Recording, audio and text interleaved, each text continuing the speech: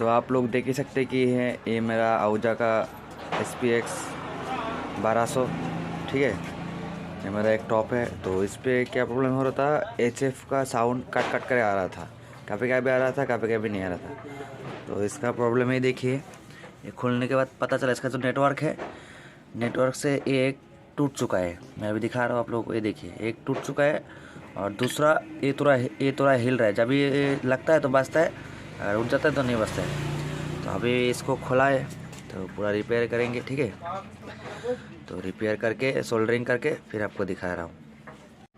तो आप लोग देख ही सकते कि मैंने सोल्डरिंग कर दिया है। सोल्डरिंग करके मैं फेविकॉल मार चुका हूँ। मेरे पास ग्लूगन है पर ग्लूगन का स्टिक नहीं है, इसलिए मैं फेविकॉल दे रहा हूँ। ज़्यादा करके फेविकॉल दे दिया हूँ ताकि ना हिले। तो अभी साउंड मैंने चेक किया है, सब कुछ ठीक है।